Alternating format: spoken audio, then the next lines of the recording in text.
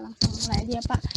Assalamualaikum warahmatullahi wabarakatuh. Bapak, pertama-tama perkenalkan diri saya. Nama saya Zulfa Siva Amalia dari D4 Administrasi Bisnis. Ini saya mau mengajukan beberapa pertanyaan ke Bapak, boleh ya Pak? Ya. Nah, yang pertama Pak, menurut Bapak, gimana sih Pak kehidupan perkuliahan di Polban Pak? Jadi seperti yang saya pernah cerita tadi ya sebelumnya tuh, kalau misalkan di Polban itu, saya kan baru juga nih, belum terlalu lama, tapi dari sekilas, yang saya lihat tuh memang sangat menerapkan student center learning. Jadi semua pembelajaran tuh difokuskan ke mahasiswa. Saya lihat tuh mahasiswa di Polban tuh jauh-jauh lebih aktif dibanding yang saya rasain gitu ya, dibanding saya kan dulu kuliah di Telkom tuh jauh gitu. Mahasiswa Polban tuh bisa dibilang tuh lebih apa ya? Mungkin karena memang apa cara pembelajarannya, terus penugasan seperti apa, dan juga kebiasaan bagaimana tuh saya lihat tuh intinya tuh di mahasiswa Polban itu lebih mandiri, jadi lebih bisa untuk bekerja apapun itu gitu. Banyak event-event yang skalanya lokal, skala Polban, skala nasional tuh di-handle sama mahasiswa Polban. Maksudnya meskipun masih mahasiswa tuh menurut saya tuh jauh lebih cakap gitu. Jadi maksudnya memang atmosfer Polban tuh membentuk karakter mahasiswa tuh lebih mandiri untuk menjalankan apa ya segala hal kayak gitu sih.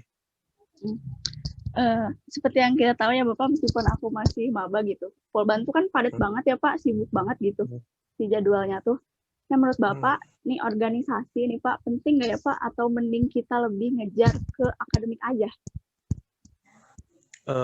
Ya, sebenarnya saya tuh adalah salah satu orang yang apa ya, yang nggak terlalu aktif organisasi ya pas kuliah dulu tuh, lebih mikirin nilai. Memang pas satu tuh lulusnya itu sangat apa ya, tepat waktu lah, lebih cepat sih 3,8, pokoknya 3 tahun sekian nggak nyampe 4 tahun. IPK juga cum laude kan. Tapi maksudnya itu tuh kayak nggak terlalu berarti sih, cuman misalnya nggak terlalu ngefek gitu. Maksudnya ketika kita mungkin ya, ketika kita aktif berorganisasi itu kita, karena nanti pas kerja itu tuh sangat-sangat dibutuhkan soft skill yang nggak ada di kuliah tuh, nggak ada perkuliahannya gitu. Sebagaimanapun dibentuk mata kuliah tertentu untuk ngebentuk misalkan karakter atau soft skill gitu, itu tuh nggak akan bisa.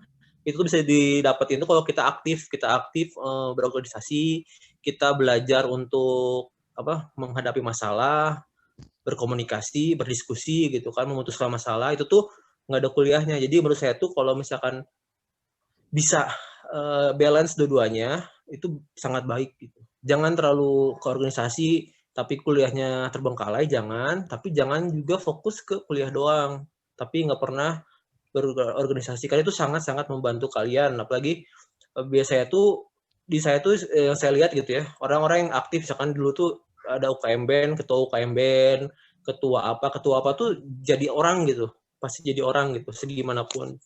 Tapi ya tetap dia nggak ninggalin kuliahnya jalan, tapi dia juga aktif organisasi. Saya tahu sih Polban sangat padat, cuman ya kalau bisa pun ikutlah gitu, biar karena sekarang pun dunia industri itu sudah sangat menuntut mahasiswanya tuh nggak cuman akademis aja, dia tuh menuntut bagaimana track record keaktifan mahasiswa dalam organisasi kayak gitu sih.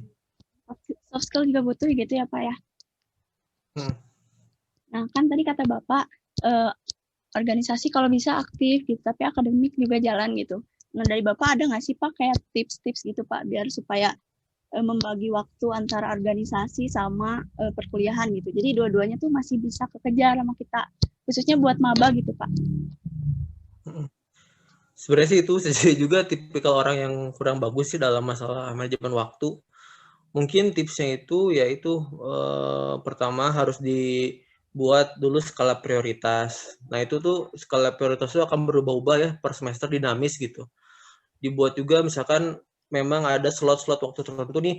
Saya tuh misalkan seminggu ini tuh mau organisasi berapa jam, itu tuh berapa jam dipenuhi. Nah untuk yang kuliah saya tuh mau belajar, jadi dibuat jadwal-jadwal waktu kita tuh mau ngapain gitu, dan berusaha itu tuh di jalan dipenuhi gitu.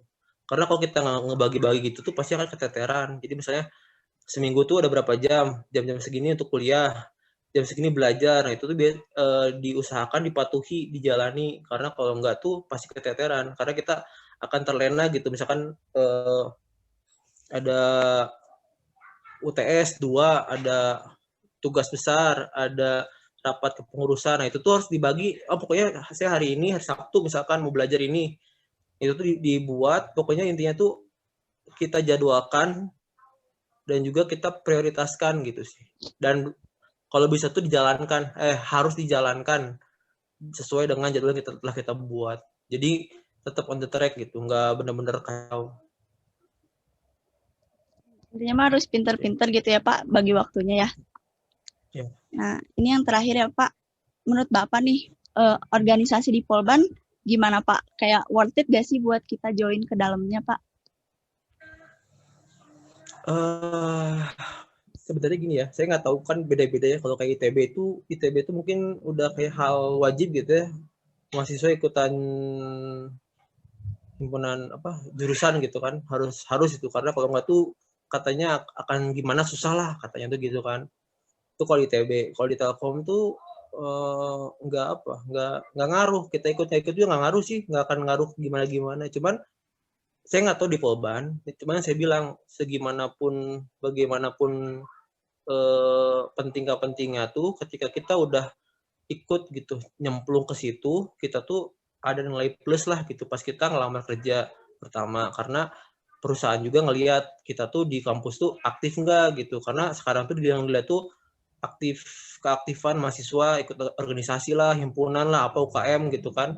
Pertama itu. Yang kedua juga, dan kita aktif tuh kita udah biasa gitu untuk mengeluarkan pendapat saat rapat, ditunjuk di ketua, terus misalkan memecahkan masalah, mengambil keputusan. Itu tuh hal-hal yang nggak ada kuliahnya gitu. Mungkin ada teorinya, cuman kalau kita praktik langsung ikut gitu tuh lebih mengena gitu, dan juga lebih membekas pengalamannya kayak gitu sih. Baik Pak. Udah kayaknya seperti itu aja Bapak pertanyaan dari saya Pak. Makasih buat waktunya Bapak. Maaf mengganggu ya Pak. Assalamualaikum warahmatullahi wabarakatuh Bapak. Waalaikumsalam.